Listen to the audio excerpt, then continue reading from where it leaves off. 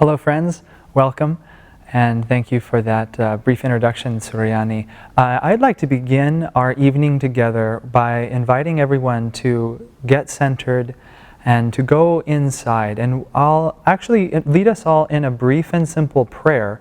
And you can pray along with me, or you can pray in a way that is meaningful to you.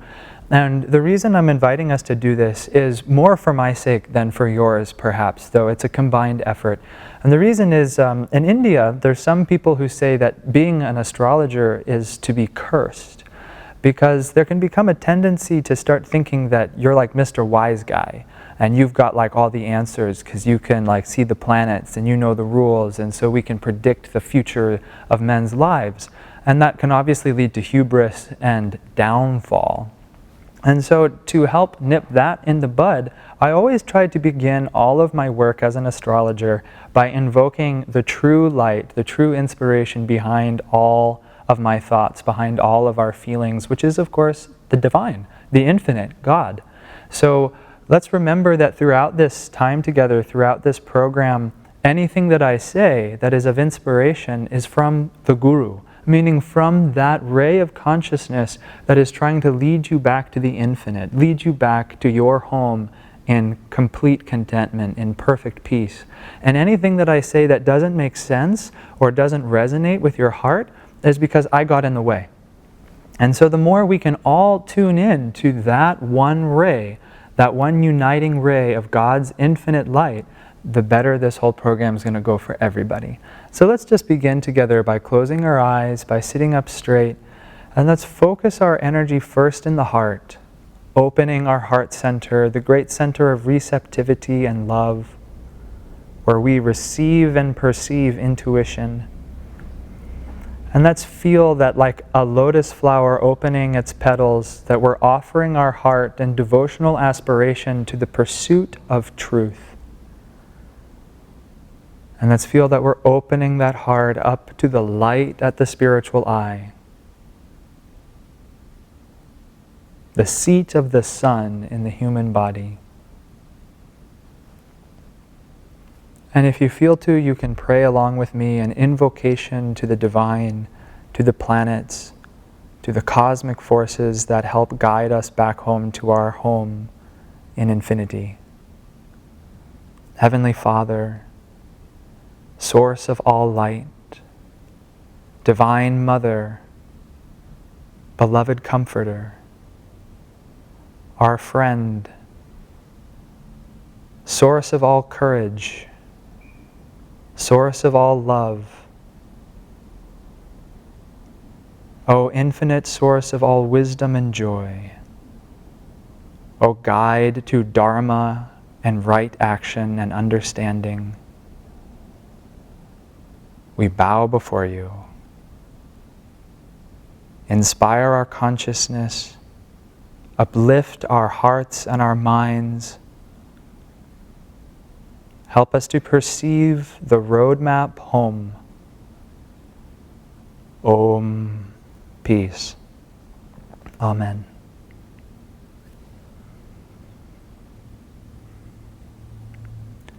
So welcome again, friends.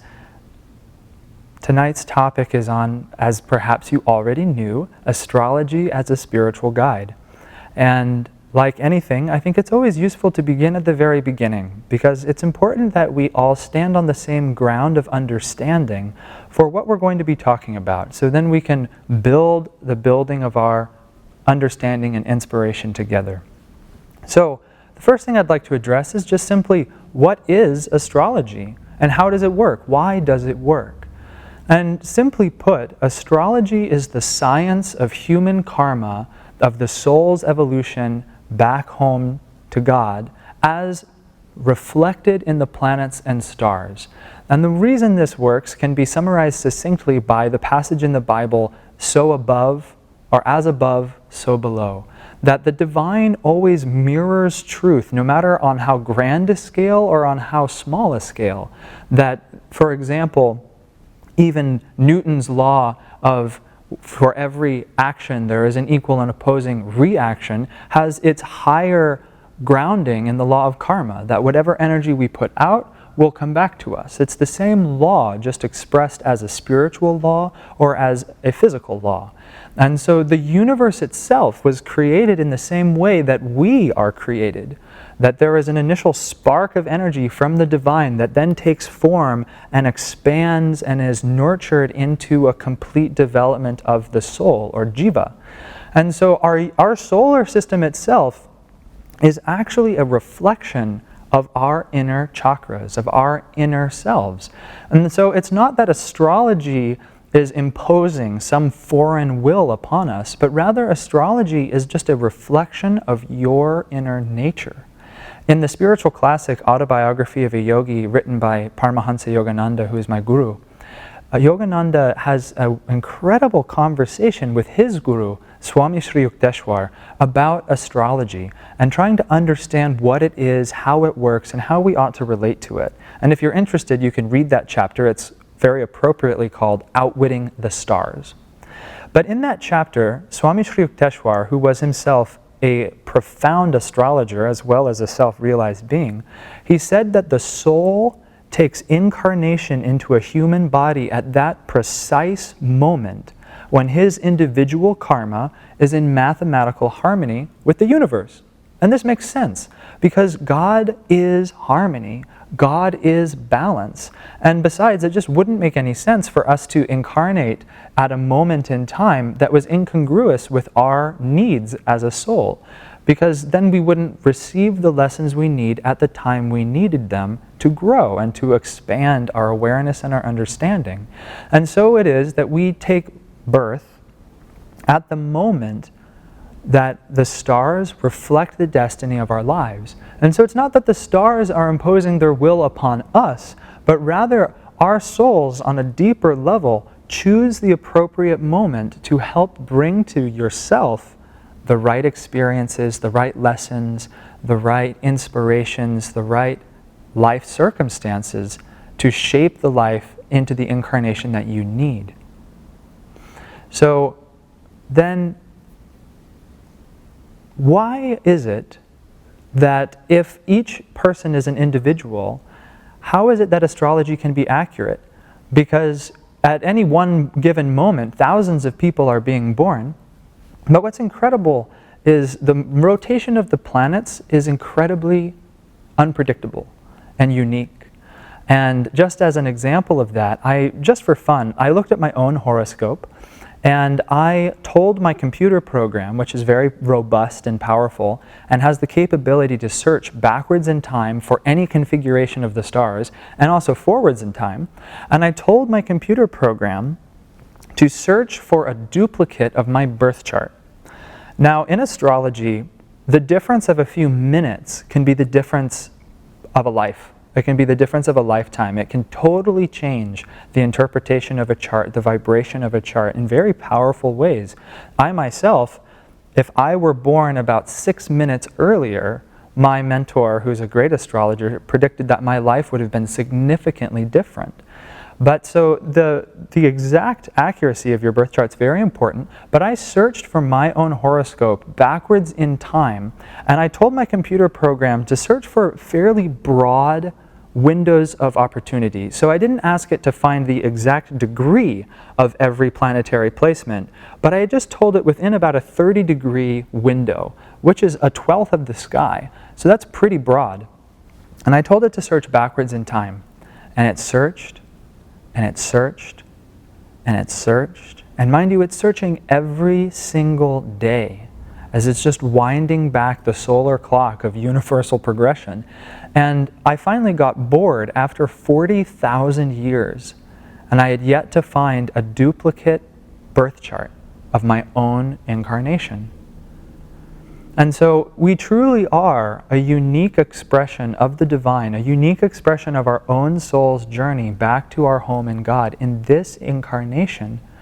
But then the question becomes, well, if that's the case, why isn't it that people who are born at the same time, at the same place, don't lead identical lives?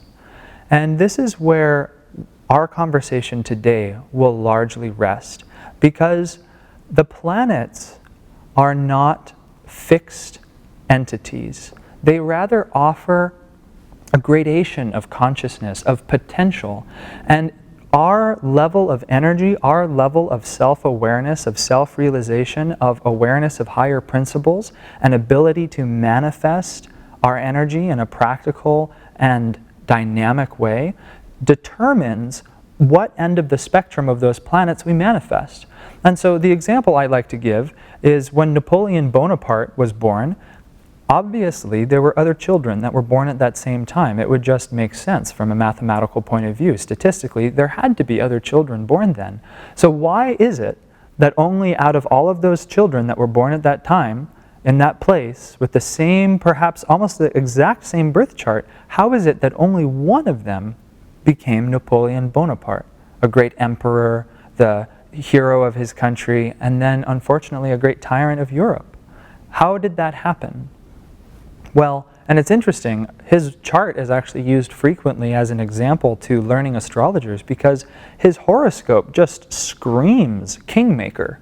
He has many combinations of very powerful, prominent, outward manifesting planets that give him strength and authority, intelligence and magnetism, the ability to win men to his cause, militaristic genius, all these sorts of things. It's clear as day in his birth chart, and it was clear as day in his life. But the difference between him and someone with a very similar birth chart was Napoleon had the necessary energy to actually manifest the fruit of that chart in the way that he did. And unfortunately, if he had been able to just raise his energy a little bit more, perhaps he wouldn't have become a tyrant of Europe, but perhaps he would have simply been the one who rescued France from a great dark moment in its history. But that'll be for when the divine decides to do a rewrite of this whole cosmic drama. But it's something for us to contemplate. But I'm going to go back to something I said earlier, in that astrology is really just a reflection of our inner being, of our inner chakras. And so all of us have lessons to learn, but something that Sri Yukteswar said in that same chapter that's really important to remember is he said, your karma is yours because you are the one who put it into motion, like that law of equal and opposing action. That whatever you have done, you can undo. Whatever it is that you have transgressed against the natural law of the universe and therefore will manifest as challenging karma in your life now, that can be overcome by right action, by right activity, by meditation, by a whole slew of practices to help mitigate that karma. So when we talk about astrology as a spiritual guide, what we're really trying to do is use that outer reflection of the planets to understand our own inner nature and to therefore learn how to raise our energy through conscious practice, through meditation, and through a list of other things that I'll share with you, to learn to express our own potential in a higher, more refined way, because that will lead us to a greater sense of inner happiness and fulfillment in life. And I'll come to some examples of that in a moment. But one of the great benefits of astrology is that we have lessons to learn. We have put out karma, that I've said before, that needs to come back to enable us to perceive the world in a more clear and truthful way, to understand ourselves in a more clear and truthful way. But as Sri Yukteswar put it, on the journey back to that infinite awareness in the divine, on our journey back to perfect happiness in ourselves, any wise traveler takes advantage of any convenient shortcuts. And astrology can whisper to us some of those convenient shortcuts if we have ears to hear, if we have eyes to see. Because like I was saying, those planets offer a gradation of consciousness and of opportunity. And so a planet that is causing suffering and dismay or separation, if we work with it appropriately, that same vibration in your life could transform into detachment or wisdom or deep discrimination, being able to discern what is real from what is unreal. That the fiery temper of anger and frustration or of thwarted desires could be transformed into fiery self-control, self-mastery. and so on and so forth. And so today what I would like to focus on is how to apply these essential attitudes to astrology and to learn to understand how some of these planets have an influence on our consciousness, because we're all a manifestation of the same planetary forces, of the same divine light, just manifesting through slightly different stained glass windows to produce each one of you individually. But we all consist of those same inner lights, reflected as the chakras and outwardly as the planets. And so if we just learn to clean the window, the stained glass window of our chakras, if we learn to turn up the wattage of the lights of our chakras, we will manifest ourselves in a higher, more beautiful, more sattvic, or more enlightened way. And what's really beautiful is then this is when astrology goes from being like being a weatherman, that, you know, some astrologers can look at your horoscope, can look at the sky, and they can predict events. But that's not very useful, because what if an astrologer were to look at your chart and say, you just started a 19-year Saturn period, and the next 19 years of your life are going to be nothing but sorrow and suffering. Tough luck. Sorry. That's not very helpful, is it? On a certain sense, I'd almost rather not know, because then at least I could fool myself into thinking that perhaps it was going to improve tomorrow. Perhaps it'll be better tomorrow. But to know that it's just 19 years of agony in front of you is just not helpful sometimes. And so being a weatherman as an astrologer is really not very useful, because just telling you what's going to happen is not going to help change your reaction to it. It's not going to change who you are. That's just plodding through life, a victim to your karma, a victim to circumstances as a passive participant. But what astrology can become is, instead of being a weather man, we can become a weather maker. And we can learn, like spiritual alchemy, we can learn how to transform the vrittis, the caught energy vortices in our own spine, those unlearned lessons. We can learn how to spin them into deeper awareness and thus curtail, as Sri Yukteswar put it, our stint in delusion, and make our path back to home and happiness in ourselves a faster process. And so that's really what I would like to focus on today, because today is just an introductory lecture, and to try and even go through all of the planets, let alone all of the constellations, let alone a horoscope or two, would be simply impossible for the time that we have. So what I'd like to do mostly is focus on principle, focus on feeling, on application, and hopefully giving you a few tools that you can take into your own life to learn to transmute your own energy into a higher manifestation of itself.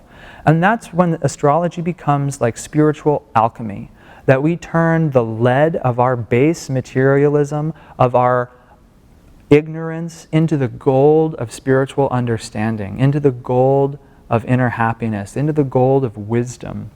And when we can do that, not only is that process itself incredibly fulfilling, but then we don't suffer anymore. Because the universe is not a cruel master. The universe is not out to get us. You know, we've spent 2,000 years trying to get away from the concept of God as being a cruel judge. And that concept is of a very old and unneeded age. God is love. God, Yogananda said, we ought to consider as the Divine Mother. And a Divine Mother looks out for her children, that she won't punish them unnecessarily. But if a child were, for example, to run out into the street when the street was heavily crowded with traffic, the mother might yank the child back and spank it and say, don't do that. Because to do that is to risk something so precious, your own life. And so Divine Mother, as the universe, as the planets, as our karma, may bring to us challenges to help us grow in our understanding. But when we, through our conscious application of energy and attunement to that divine plan, learn to transmute our lessons into spiritual awareness, it's like the child who learns his lesson, who doesn't run out into the road anymore. So why would the mother spank him? There's no reason to anymore, because the lesson's been learned. As Yogananda put it, the seeds of bad past karma cannot germinate when they are roasted in the fires of wisdom. And that is really an immortal promise to think about, that all of the seeds of your past bad karma that draws to you suffering, that draws to you loneliness or fear or anxiety or separation, any sort of grief, that is a seed of a past bad karma, which when you overcome it, when you transmute it, will lead to greater happiness. But you don't have to wait for the long and arduous process for life to unfold at its own rhythm. By meeting it consciously, by meeting it with tried, tested, and true scientific spiritual practices, and through proper astrological interventions, we can, as Swami Sri Yukteswar put it, take a convenient shortcut and arrive at a greater understanding more quickly. Some just examples of astrology being used to be a convenient shortcut are very simple and practical, and we can all relate to. I will try and start with the more mundane, my own experience, and then I'll ratchet it up to some more miraculous experiences that I've heard of. But the first simple experience was, I used to have a very strong problem with anger when I was a young boy. And I started wearing 2 gemstones to help cool me down, to help me feel more loved and protected and more generous and inspired. And I was growing and I was in puberty at the time, and so my arm got big enough that it pinched me to wear that arm bangle, so I took it off. And for about the next 2 weeks, I was a fiery rocket of uncontrolled anger, until at the time my father stopped me one day and he just said, "Keshava, are you wearing your bangle?" "No." And I went and I put it on, and I kid you not, the moment I put it on, I felt more calm. I felt more relaxed, and I felt like, what was I so upset about? That wasn't very nice. I shouldn't behave like that, because in hurting other people, I hurt myself. And so that curtailed the lesson I needed to learn about anger management, because it just took away some of that callousness, some of that insensitivity, and it helped me feel other people's reality as my own. And therefore, naturally, I was able to tone down that tendency. Another incredible example of curtailed karma was, I met another astrologer in Los Angeles who shared with me, he had this incredible scar that ran across the entire length of his neck. I mean, it looked like he was a pirate from Pirates of the Caribbean. And when I asked him how he got the scar, he said he was riding a motorcycle in India, and in India they play a game with kites where they roll the strings of kites in broken glass, and then they try and cut each other's kite strings with the sharp glass strings on one another's kites. And he said some kids had been playing, and the kite had fallen across the street, and the string with glass was suspended across the road, and he came riding on his little motorcycle with no helmet on, and you guessed it, the string of glass caught him in the throat, and it tore him off his motorcycle, and it slit his throat open. And he started bleeding. But what was incredible was 2 or 3 days before this, his family astrologer told him, "You must wear a ruby. It will save your life." And so he put on a ruby. Now, flash forward 2 days, here he is lying on the ground, bleeding, afraid for his life, and a medical professional happens to be right there, is able to stem the bleeding enough to rush him to a hospital. They get him there, they rush him into surgery, he survives. And when he comes out of surgery, he looks down at the ruby ring on his finger, and the ruby is cracked in half, just straight down the center, because the ruby absorbed a great portion of that karmic blow to his body and spared him and enabled him to continue in his life. And obviously that's a great boon, because if he had died, he would have had to reincarnate and go through childhood and all these things again to come to the same development as he was already. And so that ruby saved him a lot of time wasted. So I think I'll actually pause there on the miraculous stories, and I'll wrap up with a third story later if I have time. But now I would like to go into talking about some of the planets, and talking about the gradation of consciousness that they express and how they manifest truly in all of our lives. And that by awareness and application, we can learn to uplift their energy and, like I said, live a happier, more fulfilled life. So what's important to remember is that the planets are neither good nor bad. Some are naturally easier and naturally more benefic, and some are naturally more malefic, or they bring challenges. But ultimately, all the 9 planets sing a symphony of inspiration, a symphony of life, to give us all of the variegated experiences that we need. And so when we experience challenges or trials, it can be annoying. It can be, let's face it, we don't always want to, raise our energy and overcome some obstacle. But very often, when we look back and we reflect on our lives, the periods of great challenge is often where we grew the most, where we discovered the most about ourselves. So just let's keep this in mind as we go into our little discussion about some of the planets. And remember that the planets can manifest themselves beneficially in our lives, or they can cause some trouble in our lives. And it depends very largely upon how we receive their energy and how we express their energy. So the first planet that I'd like to talk about is the sun.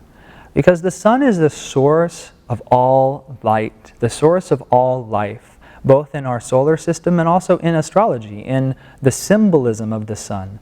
And the sun correlates to the chakra of the spiritual eye. And this is very important because when we focus at this point in the brain, even just without any meditation technique, just focusing our awareness at this point on the forehead, even has been neurologically proven to bring greater neural activity to the prefrontal lobes of the brain, to increase our creativity, to increase our sense of well-being, to increase our inspiration or our joy. And those are all attributes of the sun. The sun is the great giver of life, the great giver of light. And so the sun, I'll tell a story about the sun. And if you just think about the sun as an archetype of human consciousness, what comes to mind? Of course, radiance, light, power, energy, right? All energy comes from the sun. Even, wind turbines, the wind is driven by the rise and fall of heat caused by the sun. Even water dams are generated because water is evaporated and falls again in the mountains. That's done by the power of the sun. All energy comes from the sun. But if you think about the sun who rises every single day, 365 days a year for the last 4 billion years or longer, consistency comes to mind, doesn't it? The sun never misses a day of work. He's never missed a day of work in all of creation, and he never will. Because consistent, enduring, everlasting energy is the sun's nature. He's the constant giver of light. So, now I'll tell a little story, a myth about Surya, about the sun in Vedic tradition. And so at the beginning of creation, when all creation began, the sun was so bright, was so luminous, that nobody could even be around him. He was so blinding in his brilliance. And so the Creator split the sun into 7 parts, which became the sun for 7 different worlds or realms. And the one that became the sun for our realm, was still the brilliant ball of fire that we see in the sky. He was still more radiant than anything and powerful. And, he's like the divine masculine energy, projecting force outwards into the universe, regardless of who is there to receive. The sun just gives without ever asking for anything in return. Like, when's the last time you got a bill from the sun that said hey, I've been powering the entire universe for 4 billion years, so pay up? No, the sun just gives endlessly, constantly of himself, because all energy, all life comes from the sun, and at the end, all energy, all life will go back into the sun. He is self-contained energy and power. But so in this story about Surya, the blazing light of the cosmos, has a wife, which is very convenient because in all these myths, the husband always needs a wife. And there's a whole lot of symbolism around the male and female aspects of all of the deities, which I won't go into so much now. But if you think about a really strong sun-type person, like Tom Cruise, for example, has got a very strong sun. He's radiant, he's youthful, he's energetic, he's successful, he's famous. He's probably got a big personality. But do you think it's very much fun to be his wife? You always have to take second fiddle to him because he's just so big. And so now, if that's Tom Cruise, who's like the limited human expression of the radiance of the divine sun, imagine like what a husband that would have been like. Like, completely masculine in his just constant expression of energy and light to the universe. And, we think that some of us work too much. The sun never misses a day of work. He's just constantly, I'm out of work, honey, I'm shining the light. And then, if you were the wife to that, you might get a little frustrated. Like, he never spends any time with me. He never listens to me. He never wants to know what I did all day. He's just always concerned with his work. And, does this sound familiar? Are we starting to see some human archetypes coming into play already? But the sun returns from work one day. But he returns from radiating his light and blessings endlessly to all creation, and he comes home to spend some time with his wife, but he's still just blazing light so powerfully that she's like blinded by him. That it's not very much fun to spend time with him because he's so intense that he never really sees her for who she is, because he's so caught up in being himself. And so this goes on for a while, and finally his wife gets a little bit fed up with this. Like, you know what? I'm tired of my husband just like being totally engrossed with himself and never noticing me, so I'm out of here. And so what does she do? But she knows she can't just leave, because then he'll notice, and there would be uproar in the heavens. So what the sun's wife does is she convinces her shadow to stay and impersonate her, to deceive her husband. Now, isn't this interesting? Because, of course, what can create a shadow is a great question to ponder. Only when something blocks the light can there be a shadow. But so she tells her shadow to stay behind, and she runs away. And then the sun returns from work that day, and he comes in blazing light. Hey, honey, I'm home. And, he notices that something's a little off with his wife. Like, she seems a little less sparky than usual, maybe like a little down or a little gloomy, maybe a little less interested in his work than usual. But, it's fine. I had a good day. I'm doing well, and I'm going to go out. I'm going to do it again tomorrow. And he doesn't notice that his wife is gone, and that in her place is now just her shadow. And so this goes on for some time until actually they conceive a child together. And the child that comes out of the union between the sun and his wife's shadow is the planet Saturn. Because Saturn is what happens when the light within us, that cosmic spark of divinity, when we lose touch with the divine play, with our divine unity, and we begin to relate to Maya, the shadow, delusion, the false parts of life. And when we give our energy to that false element in life, what is born is karma, Saturn. The lessons that we have to learn to return to our home in perfect union with that light. So that's a very interesting story because it illustrates, of course, some tendencies of the sun, but it also is the birth of Saturn, which is fascinating. But so just in this immediate story, and sort of, I was hamming it up a little bit, trying to, give him some human-like traits. But we can see that the sun, in his higher spiritual quality, is what the Gayatri Mantra invokes, just as an example, which is an ancient and powerful mantra for enlightenment. Because this is the spot of divine awareness in the body. When we become engrossed in that light and expand our awareness back into the light, that is the true sun. That is the sun in his highest manifestation. But the sun alone, untempered, is not very feeling oriented, perhaps. He's not very receptive or considerate.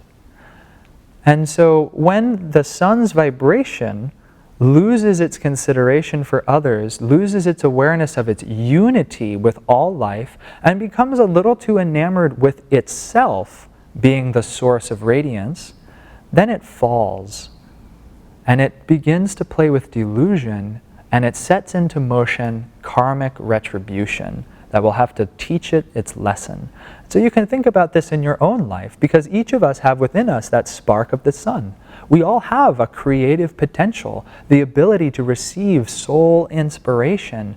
And we've all experienced that, just that simple moment when you're at peace, when your energy is uplifted and you can feel your thoughts enlivened with energy and vitality, and you suddenly have some new inspiration. That's the sun. Or you feel the creative urge to generate a new project or a new creative act. That's like the sun expressing its creative power through you. But the balancing act becomes, do you start thinking, hey, I'm pretty good at being the sun.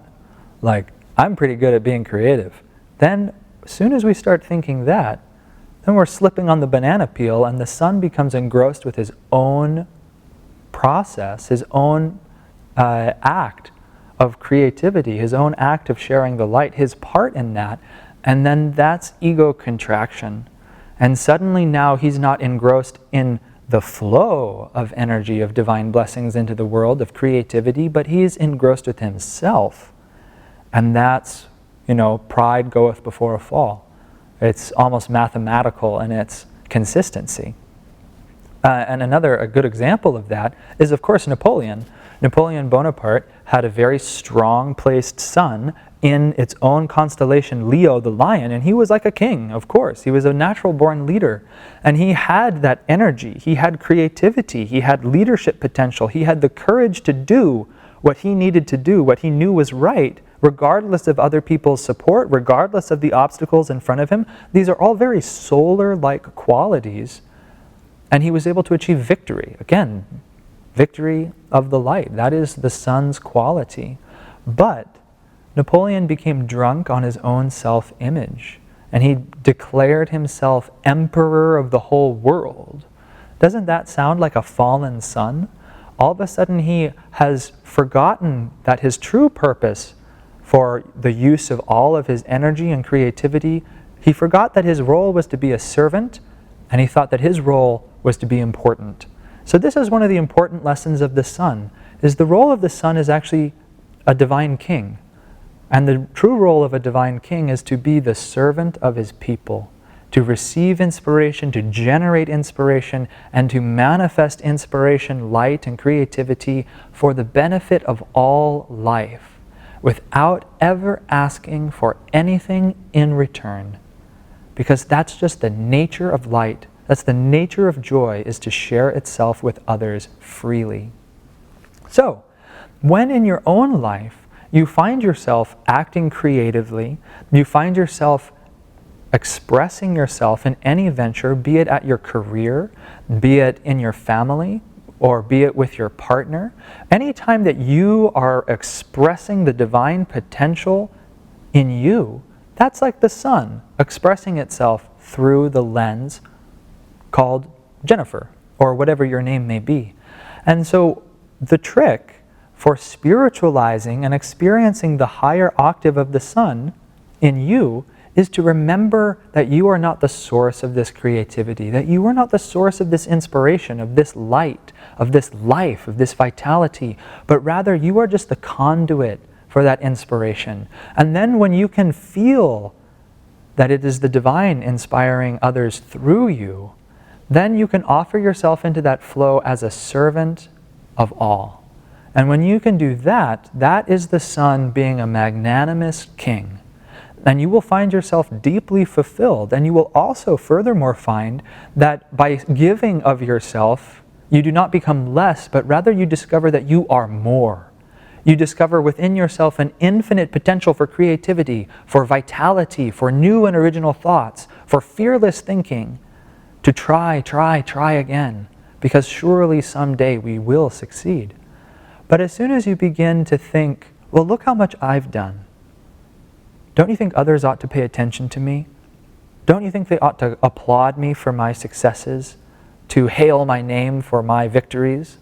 Then we become self-enamored, and we begin the fall of the sun, which leads to karmic retribution. And so just remember with the sun is the ability to receive and express the divine spark of spirit within you on behalf of others. And so a simple technique to develop the power of the sun within you, there are many wonderful techniques, but think of yourself as a servant. Try to serve others, and not just in a material way, but in a spiritual way. Try and uplift others with the light of your own soul to theirs. I also picked out an affirmation that you can use for the sun. Affirmations are powerful tools. I don't have time to go into how they work or why. You'll just have to take my word for it. But here's a great affirmation for the sun. I will live in the remembrance of what I am in truth, bliss infinite, eternal love. I'll say that again in a moment so you can perhaps write it down if you like. But that, can we see, that is the true vibration of the sun. I am bliss infinite, eternal love. I need nothing, for I am complete in myself, and therefore my natural tendency will be to want to share with others. I will live in the remembrance of what I am in truth, bliss infinite, eternal love. So you could try practicing this affirmation daily and concentrating at the spiritual eye, or whenever you feel yourself being unappreciated, or you feel yourself lacking creativity or vital power, or like determination to meet life with new and fresh willpower, you could try this affirmation, because this will help get you back into your spine, back into that superconscious sun vibration that is constantly radiating energy and vivifying power through your entire body. So next, we'll talk briefly about the moon. These two planets together form like the divine union between the divine masculine and the divine feminine. So the sun, of course, is the divine masculine, that projecting power. But the moon is the divine mother. The moon is the comforter, the bringer of sweetness, the bringer of compassion.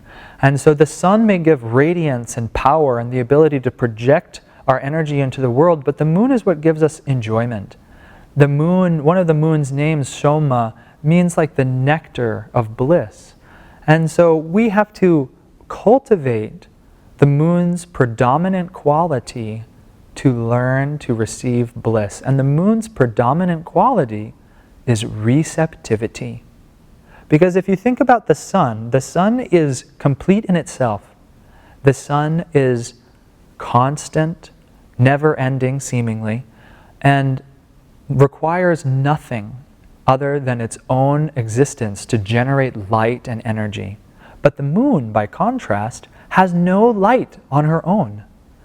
But when she is receptive to the sun, when she opens herself to the light of the sun, the moon shines with greater light than 1,000 million stars. We just had a full moon a few days ago, and I was literally gobsmacked when I walked out and saw her. She's so bright, so beautiful. And isn't it amazing that so many poems were inspired by the moon? So often she's used as an analogy for love, or as an inspiration to love in songs and music. And we talk about lovers walking under the moonlight in the grass, because it's the moon that gives that sweetness, the receptivity, the ability to receive love individually. And this is an incredibly important element on the spiritual path, because if we, like a new moon, hide behind our own materialism, hide behind the earth of our material attachments and our preoccupations, then we do not have the ability to receive the divine nectar. But if, on the other hand, we open ourselves completely, we can receive it in abundance and live in a constant state of inner absorption in that bliss and in that love.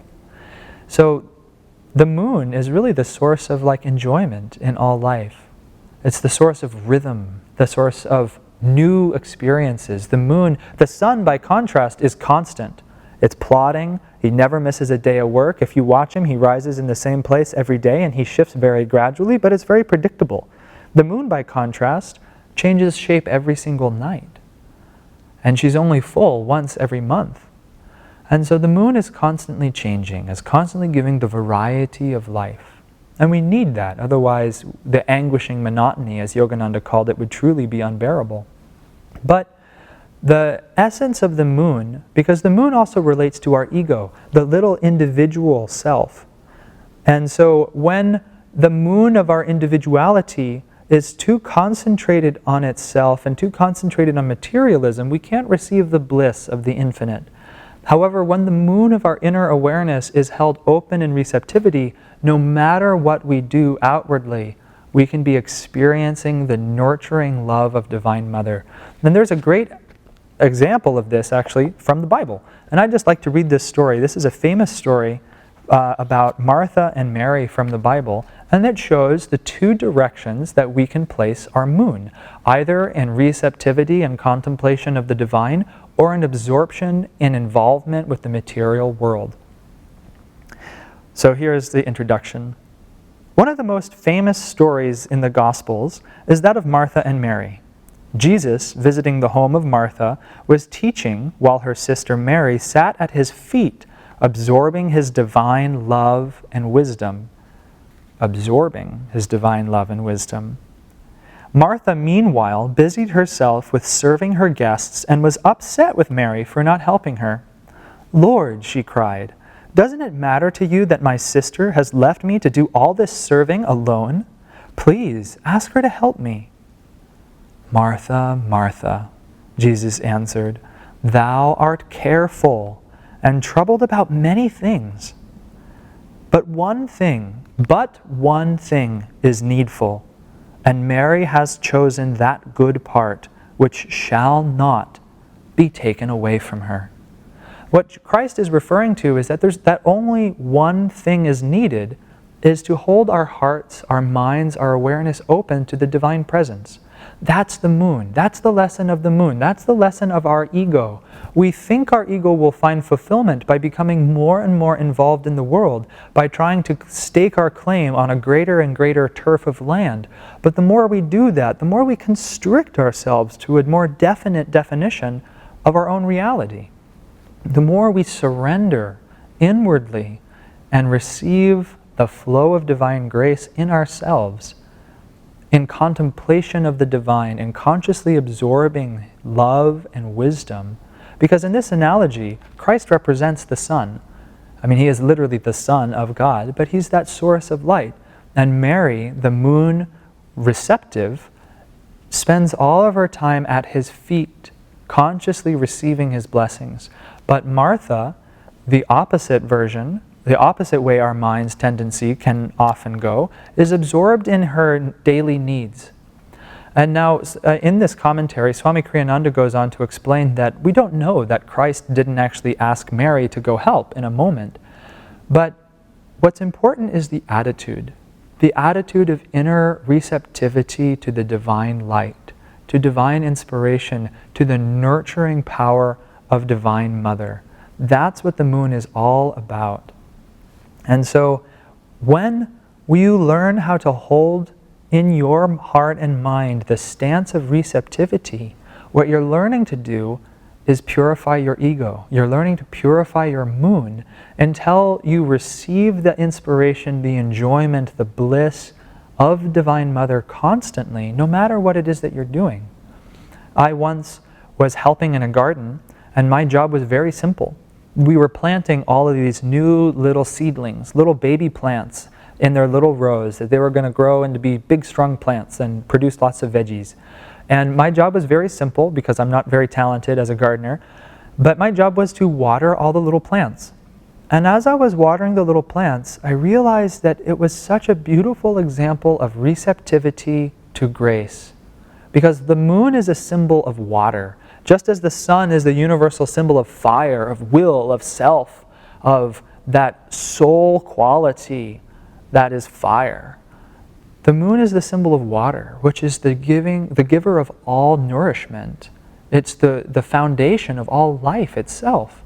And so when I was watering these little plants, I suddenly realized that I was acting as an instrument for Divine Mother's water quality, that nurturing element in life. And that these little plants were being so incredibly receptive to that water. But if you've ever watered a plant before, if you leave it too long without watering and the soil grows hard and dry, you can pour an enormous amount of water on it and the water will just wick right off. And the dirt will be just as hard and crusted and unyielding as it was before. And so it is when our minds and our hearts grow accustomed to living separate from the divine inspiration, we forget how to be receptive, just like that soil. But when the soil is tended to, when it's needed, when it's made ready to receive water, then when the water comes, the soil drinks it thirstily. And I could just feel these little plants being nourished by that downpouring of water, and I realized my heart's the same. The human heart is the same. We need to till the soil of our heart to be able to receive that downpour of cosmic love from the moon, from Divine Mother, which is in fact constantly present. The only variable that changes is how open or closed the crust of our heart is. And so one simple practice to help open your moon is to practice receptivity. And that is a whole giant conversation in itself, which I'm aware of. But there are some simple techniques you can do. Try, like we did at the beginning of this class, to visualize your heart as an open flower receiving the light of the infinite. Try to feel yourself like a sponge, absorbing the blessings of your Divine Mother. And perhaps most importantly of all, try praying to God as Divine Mother. The Divine Mother who loves you unconditionally, that you are in fact a product of her consciousness, that you were born in her womb, that even your body, the atoms of your body, this is true, the atoms that form your body are the same atoms which were once bursting stars.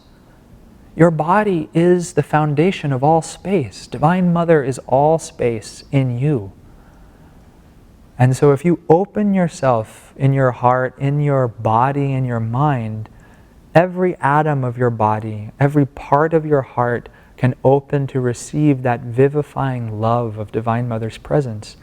And so when you learn to live in that way, when you pray in this way, prayer is one of the most important elements to open the moon because it's self-offering. We practice self-offering and receptivity. So prayer is like talking to Divine Mother, and then pause, relax, and feel, and just allow her to shower blessings upon you. And if ever you become too engrossed in your outward activities and you forget to hold your heart open like a lotus, you can remind yourself that your ego, your moon, is becoming too engrossed with the world. Like the moon who's hiding behind the earth, you're becoming too hidden by your material attachments. And you need to remember to rotate yourself into complete receptivity to the downpour of divine grace in your life constantly. So the last planet I'd like to touch on, and I'm aware that I'm running a little bit late, but it's worth touching on, is the planet Saturn. Saturn is known as the great malefic, the great bringer of challenges. He's known as Grandfather Time. He personifies karmic retribution. Like I told in that story about the sun, Saturn is born when the infinite spark begins to get too involved with Maya, with delusion. And therefore we create polarity, we create likes and dislikes, and we have to unlearn those things. But Saturn as the great malefic is responsible for things like fear, for feelings of separation or doubt, because Saturn relates to our base chakra, our first chakra, which relates to our sense of security. It's the earth element. It's where we want to feel stable and secure. And Saturn, when he's on that lower gradation of consciousness, tries to find his security by organizing the material world. Just think about it. How safe do you think you'll be when you, save $2.5 million for your retirement? Maybe the number's $6 million for your retirement. How big does your house have to be? Do you have to have life insurance and health insurance? All those precautions, not that they're bad, but those are a Saturnian impulse to find protection by organizing the material world. But the sad part is, it will never work. Because Saturn on a higher octave represents time, the inexorability of time.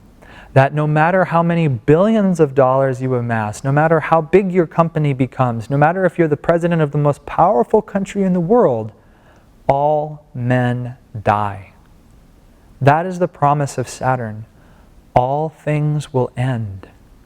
All things die. And that is the root of all fear in the human psyche, is the fear of death, is the fear of loss. Because we're afraid that when we lose things in the material world, we'll become less. But in fact, that couldn't be farther from the truth. When we lose our attachment to the material world, we become ourselves again. And the thing is, Saturn is the giver of the toughest lessons in astrology, because his role is to rip away from us those delusions that we cling to so ardently. His role is to, if you amassed millions of dollars in the beautiful house, Saturn's role is to come and burn that house to the ground. His role is to crash the economic market and strip away your financial security to make you realize that nothing in this world will ever make you happy. Nothing in this world will ever last. And the thing is, I had a revelation on Saturn a few months ago when I was praying to Saturn and I was feeling his ray of consciousness in my life very strongly. Lots of things were being removed from me. I was encountering lots of obstacles and separation. But I could feel suddenly in a moment when I was praying to Saturn to reveal to me the lessons I needed to learn. Because remember, even Saturn, the great malefic, is not a cruel judge. In fact, I like to think of Saturn as being the most compassionate planet of all, in a certain light. Sometimes he's referred to as Dharmaraj or Yamaraj, the king of Dharma, king of death. And he's sometimes referred to as Shiva, the king of yogis, the liberator. Because Saturn's job is to bring us those tests without which we would never learn. That we might think it cruel to have to experience pain, but if we didn't experience pain, a child might touch a stove over and over and over and damage his body beyond repair without ever knowing that it was wrong. Saturn brings pain. Saturn brings suffering to teach us, to course correct us in the right direction again. And so, in fact, that was my revelation. I felt that Saturn was actually one of the most compassionate planets, because so great is his love, he's willing to give us the medicine we need, not just the medicine we want. And Saturn is no cruel-hearted judge. He's only trying to get us to realize that our security can never be found in the world, that our sense of security can only ever be found in permanence. And the only thing that is truly permanent is the divine. And once we begin to detach our sense of security away from the material and into the spiritual, we find peace. That is a tried and true equation, and it will work. Because when you find your sense of security in the timeless, nothing can ever take that away from you. Yogananda said self-realization, meaning complete unity, is being able to stand amidst the crash of breaking worlds, unshaken. And that's what Saturn is trying to teach us that this is not our home, that this is just Maya, illusion, and that our home is in infinity. And the more we can identify with that infinity, the more at peace we'll feel, the more unshakable, unflappable, no matter what tests come to us. So one of the great ways to work with Saturn is to try and detach yourself from your experiences, because Saturn is also the ability to discriminate. And I don't mean to judge critically and therefore discriminate against somebody, but I mean the divine quality of discrimination. And just ask yourself, try practicing this in your life whenever you have a fear, or whenever you have a doubt, or an insecurity, or an anxiety. Just ask yourself, is this a permanent reality, or will this eventually end? And if it will eventually end, how can I place my sense of identity in something permanent?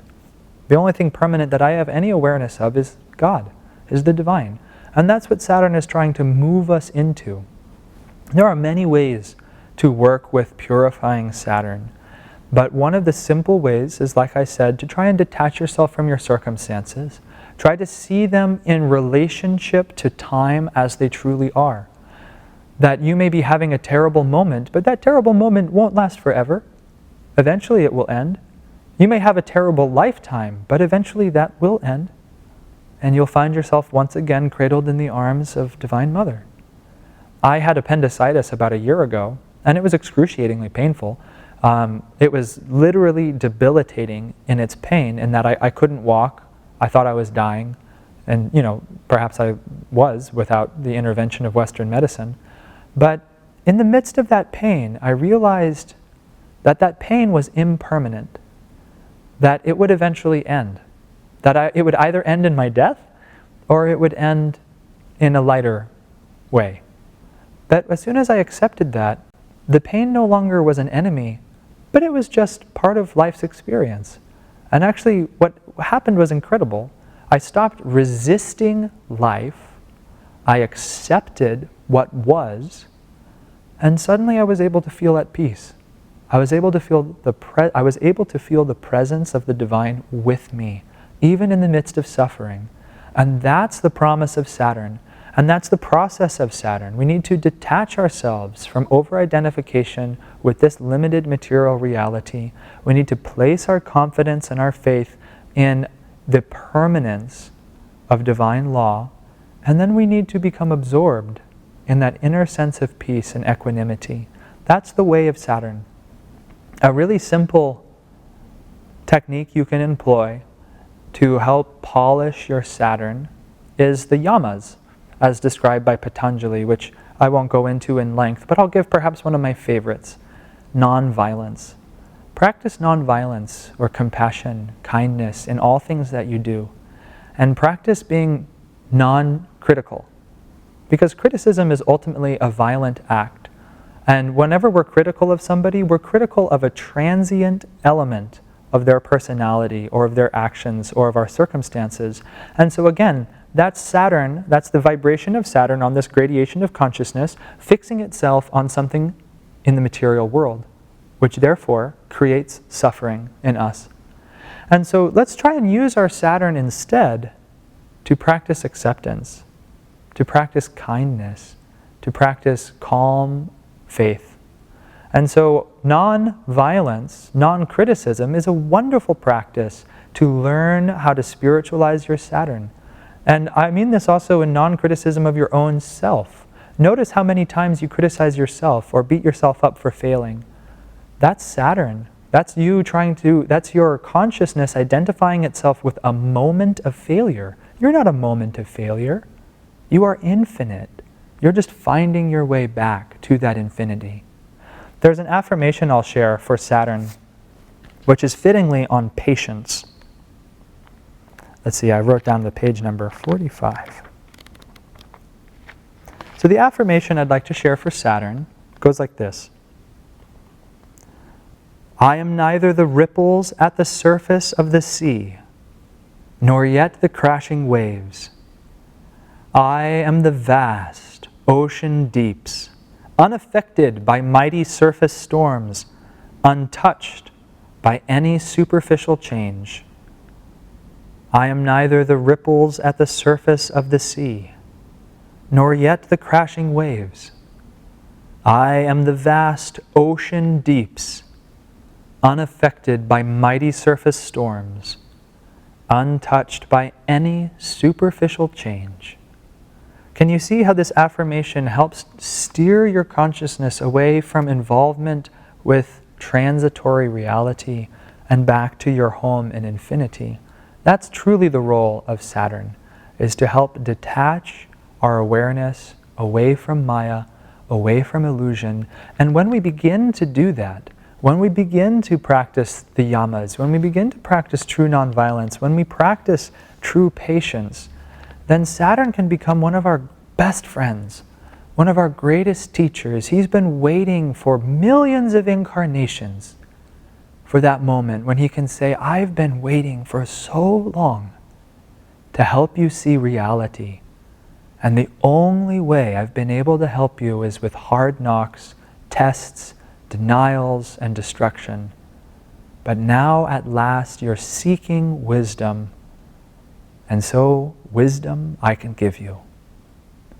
So whenever you find yourself coming up against any sense of loss, or fear, or denial, just ask yourself, what does my soul need to learn from this experience? What part of myself is identifying with an impermanent reality? And how can I change my awareness? How can I change what I'm holding on to for my sense of security to find peace? Above all, my friends, cultivate peace. Swami Kriyananda once said beautifully that peace is the soil in which all other qualities of the divine can grow. That we need peace first and foremost, that from there we can experience all the other aspects of the divine. But if we're ever at war with ourselves, malcontent with our lives, then those other seeds of spiritual awakening cannot fructify, cannot grow and germinate. So try and find a sense of peace and acceptance that in this moment, Saturn represents time, the inexorability of time, that it will constantly grind on no matter how much we dig our fingernails in. So why resist it? Why don't we just accept it? One of the great practices of Saturn is to just try to accept this moment as being perfect in what it is. Try and have a good moment, and then have another good moment. And eventually, if you learn to train together enough good moments where you are living in inner peace, in the fortress of your inner awareness that your reality is not tied to any material circumstance, you might slip a few times, many times, but if you stick with it, you'll develop the habit of unflappable inner equanimity. And then yours will be the throne of peace forever. That's the promise of Saturn. That we'll be able to die, and even that we're unaffected by. So my friends, I would highly recommend this simple book, Affirmations for Self-Healing, for inspiration and for remedies for the planets. And I'll take some questions now, if we have some. Looks like we have one. I'm going to read the question out, you might want to repeat it. I'd been using a computer program to understand my birth chart, and then got a different software program, and it was different by a few degrees, and changed where my rising sun was, among other things. I became confused and stopped studying astrology at that time. Okay, I great. asked my astrology teacher about it, and she said it wouldn't matter, but it seemed to me that it did. Okay, so the question is, someone was studying their own horoscope using a program, and then they started using a different program, and it calculated their birth chart slightly differently to the point where their ascendant shifted, and therefore their entire chart changed. And so that was a confusing experience, because which is true? Which is our horoscope? Which one ought we to read? Well, that's a great question, and I'll reference Sri Yukteswar again when he said, the stars offer a complete roadmap to the soul's evolution and to the soul's karma, but if the ignorant can only see there written a scrawl instead of a script, it's not the fault of the stars, it's the fault of the ignorant. And I do not mean to call you ignorant, not at all. But what I mean to say is astrology takes intuition, and that you need to test for yourself what is true by your own experience. And for myself, my astrology teacher is always encouraging me to do this. He never let me read books in the beginning. He just made me meditate and go and commune with my guru and feel in my heart for what is reality, and to commune with the planets and ask them, what's your reality? What's your vibration? What's your consciousness? Show me the way. Because the other thing to keep in mind is we're coming out of a dark age of Kali Yuga. And astrology survived Kali Yuga in India, but like everything else, during that period of time, it became rather rule-bound and focused largely on the structural elements of astrology. And now we're in a new age. We're in Dwapara Yuga, this age of energy. So we're going to be discovering new things about all of these old sciences again. And so the job of a modern-day astrologer is, yes, to respect the old traditions and to learn all of the old practices, but we also have to use our own intuition, and we have to learn to sensitize our hearts to the flow of inspiration, energy, and magnetism for ourselves. I can just share with you the thing that's probably changing your horoscope is what's called the Ayanamsha, which is the calculation of sign degrees. And I myself use Sri Yukteswar's Ayanamsha, and he said it fairly differently from other people. And he was a self-realized avatar, so I have complete faith in his Ayanamsha. And you can find it online easily, the calculations. But good question. Is there anyone else? Wonderful. I'll give everyone just a second if you have any questions. Even if it's a question about your own horoscope or a placement of a planet you have or some difficulty, we can talk about it. As long as you don't mind me talking about it in front of the whole class. Someone wants you to mention that you will be she'll be sending a recording. Wonderful. Suryani is wanting me to remind everyone that she'll be sending a recording of this class. So if you were scribbling down notes and didn't get everything down in time, you don't have to worry.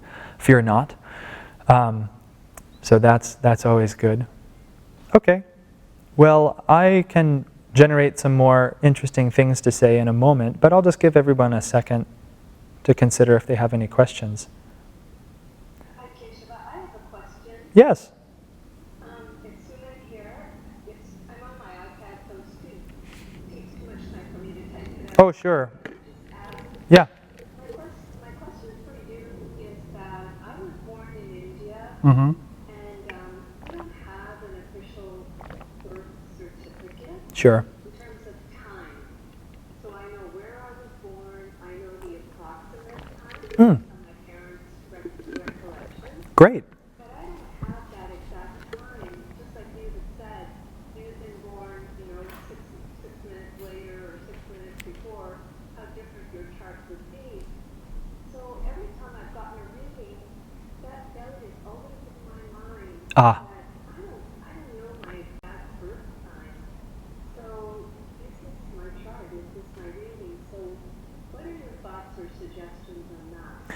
Well, I've dealt with this a few times with people. I even had a woman who wasn't even sure, her range of possibilities was an entire week. And so like that took some real hunting. And you can narrow it down. You're in a very reasonable category that even if you have an approximate birth time, we can get very close. And be able to see the broad strokes of your chart. We might not be able to calculate the very, very refined details, but it'll definitely be close enough. And if, like my chart, if the possibility of 6 or 10 minutes makes a significant difference, the reason why my chart makes a difference is because my moon, which, like I said, is that ability for us to receive enjoyment in life, is a very important planet. It represents our sense of self, our ego, our limited self-identity. It's a very important planet. My moon is located on the cusp between two signs. It's literally just a few minutes into the next constellation. So had I been born 6 minutes earlier, it would have been in a completely different sign. And so that's a fairly large difference. But someone with intuition, upon meeting me, could be able to understand which of those I was manifesting. And so Drupada, my teacher, just could tell. I mean, my birth time is very accurate, but also that you would just, like it, when I did with the client, I've had another person who wasn't sure of the exact time, and you just look at the chart, and an astrologer who has some intuition can feel the vibration of a chart and can feel the vibration of the client. And basically, if they don't match up, the astrologer knows something's wrong, and then can adjust. And so, if you gave me your birth chart, if we were looking at it together, sometimes big changes don't happen within a few minutes, but if it were, sometimes it's fairly obvious. Like, just as an example, I did a reading for someone who I wrote down their birth time in the wrong meridian. So they were born in the AM, but I wrote down PM, which is a disaster of notation. And so naturally, their horoscope was like flipped on its head. And I'm very grateful that I had enough insight to look at their chart and just say, this makes no sense. It just has no correlation to the person that I see in front of me. And thank God I was able to run through and just double check birth time and figured out I was wrong. But a good astrologer should be able to do that fairly quickly and just know this doesn't feel right. And there are other techniques that we can do to try and ascertain an accurate birth time. There's actually, this is a little esoteric, but people, astrologers who are very skilled at this, can actually reverse engineer your birth time based on the events of your life. And so, like, for example, if you didn't know your birth chart exactly, but you said, I was fired from my job on November 9th, 1998, the astrologer could go back and look at that moment and correlate that to your chart's karma and get a pretty darn accurate estimation that way. Like, that's, for example, how they're able to very accurately guess Napoleon Bonaparte's birth chart, because nobody wrote down the time he took his first breath, but a good astrologer was able to reverse engineer that. So anyway, all that to say, I would have good confidence in the astrologer that gave you a reading. The best litmus test will be your own heart. Just ask yourself, does it resonate? And more importantly, when you put into effect the advice that an astrologer gives you, do you feel better? And if you do, it was effective. Great, thank you. Yeah. That was great. Yes, another question? Saturn is depicted as an older man, whereas Sun as younger, but Sun is Saturn's father. Is there anything you need to understand from that? So the question is, Saturn is often depicted as an old man, but the Sun is often depicted as a young man. So what's going on here? Sorry. But the Sun is Saturn's father, so how does this figure in? Well, we have to remember that these are archetypes. These are symbols for the planets. Because, of course, Saturn is not an old man with a gray beard in the sky who's waiting to club us on the head with a cudgel when we step out of line. Nor is the Sun a golden man named Apollo who rides in a chariot across the sky. But these are effective symbols that imply something about these planetary energies. If we lived in a higher age, we might not even need those kinds of symbols because people could just tune into the vibration directly. But especially going through Kali Yuga, we need symbolism to help focalize our concentration on these rays of consciousness. And so Saturn is depicted as an old man because his effect is to wither, is to decay, is to reduce in size, is to reduce in vitality. Like I mentioned, one of Saturn's names is Yamaraj, which means king of death. But until you become king of all of your material desires and your wrong attachments, then Saturn is just death. He's just Yama. He's just the wasting away of your life force, in which case that's what happens in older age. Eventually we lose our vitality and we lose our vigor and we wither away and we're not what we used to be. But Saturn on a higher level is that constant mastery of the self that never dies. And the outer form may change, but his inner soul never changes. The Sun, on the other side, is symbolized as a young and powerful and radiant man because, like, that's the feeling of his vibration. He is vitality personified. He is vital creative energy, just the constant outpouring of new light. So these are symbols. The symbols are meant to help us tune into their vibration. But also Saturn is one of the great indicators of wisdom. And age is often one of the great indicators of wisdom, isn't it? That, it's true that wisdom and age are not directly correlated, but there is a correlation. And so when we learn to overcome time, we become wise. When we learn to embrace the moment, when we learn to embrace that divine spark within us, we become creative like the Sun. So anyway, this would be wonderful to meditate on these symbols because you could discover a lot about the nature of the planets and the nature of yourself by going into these sort of symbols. Within each of us, there is an old man named Saturn, and within each of us, there is a young, virulent man named the Sun, and there is a beautiful moon, goddess, divine mother, and there is the debutante, beautiful young woman of Venus that enjoys all beauty and all things. We have all of these things within us, and astrology and the spiritual path are very much about synergizing them, helping them to work harmoniously together to help us experience our highest self. Good question. No more question. Yeah. I think it's related to Western astrology, so I might want to clarify. So I was saying this in the last one. Can you give me any input on Moon, Chiron in 10th opposite Uranus? Wait, sorry, moon, sorry, so this is a technical astro question, so I have to hear it again. I don't understand it because it seems like Western astrology. Yeah. Venus 12, Chiron, it's a planet apparently, moon opposite to Venus in the 10th. Okay. Oh, sorry, Uranus. Moon opposite to Uranus in the 10th house? Yes. Okay, great. Chiron in 10th. Chiron in 10th. So it sounds like you're using some of the Western astrology planets. I'm unfamiliar with using Chiron, for example. I don't even know what that is. Or Uranus. Those outer planets are used more in Western astrology. And some Vedic astrologers, my teacher included, sort of draw them in to a degree. And I just haven't learned that yet. I have my hands full with the 9 grahas as it is. So I can't answer to Uranus, but the moon in the 10th house is very interesting by itself.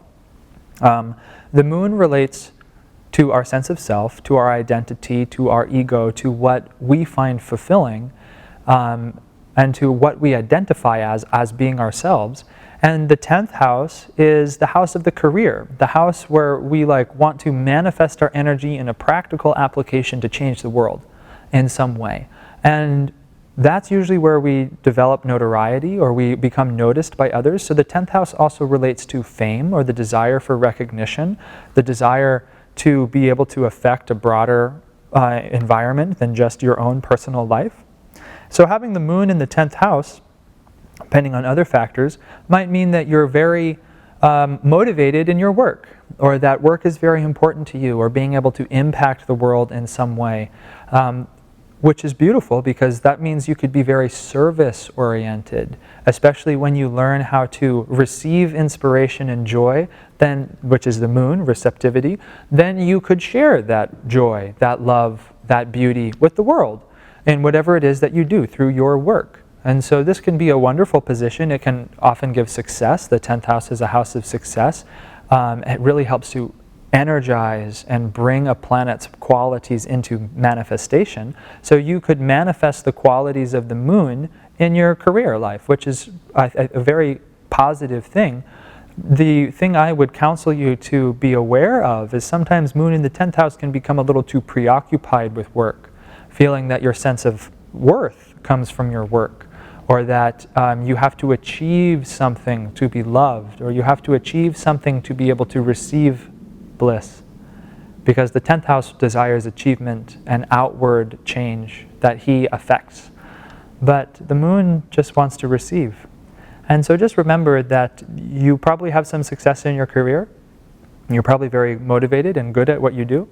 But don't let your desire to be good at your work get in the way of your ability to receive love. Three things Suryani wants you to mention.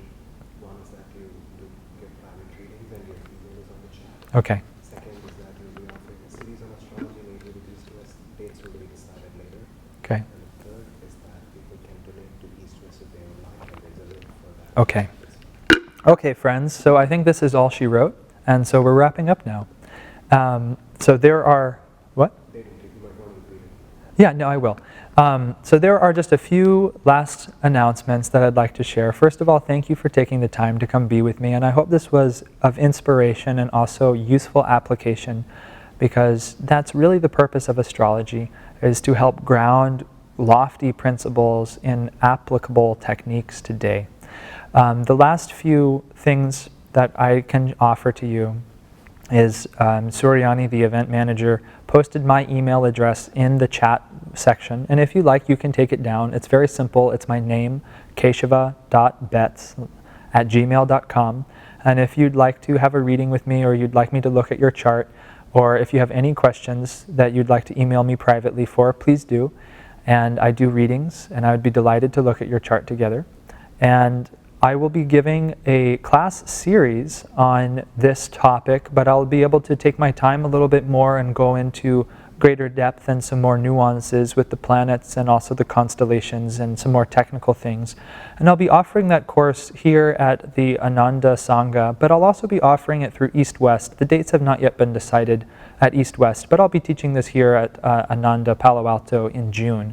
So you are welcome to join me then if you found this enjoyable. And the last article for me to go over is that if you enjoyed this lecture, one of the great ways to increase prosperity in your own life is to give as you have received. This is the moon. That the moon receives and then the moon offers to help nourish all life. And so Suryani has pasted in the comments section a link to donate to East West Bookstore because they put on this event for free for all of us. And so if you feel moved to give a donation in appreciation, that's always well received at this time.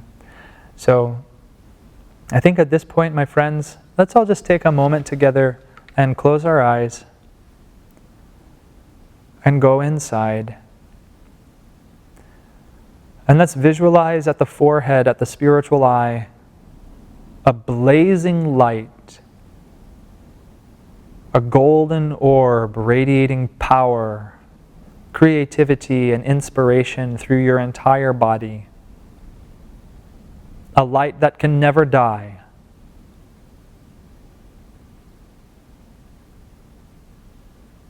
A light that is never discouraged. A light that gives of itself endlessly without ever asking in return. And now let's bring our awareness to the base of the skull, at the back of the neck, to the home of the moon. And let's open that point in the human physiology by relaxing the back of the neck and offering that point in receptivity to that light. Feel that you are now receiving the grace of the infinite, the love of your Divine Mother, the light and inspiration of your Heavenly Father, their love for you individually.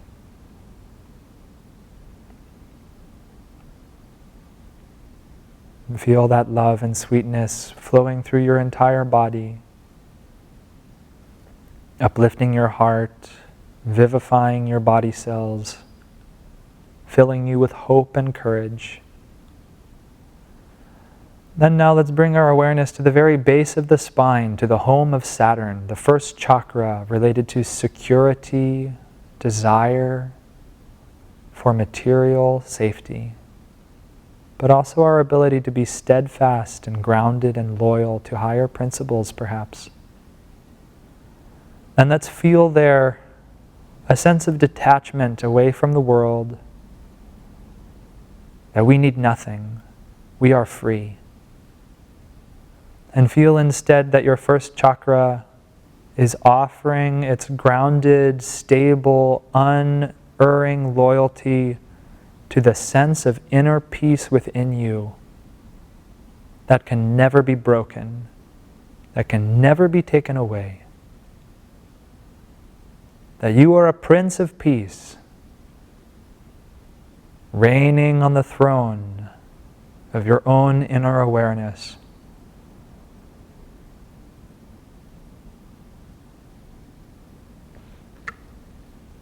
God bless you, my friends. Thank you for joining me.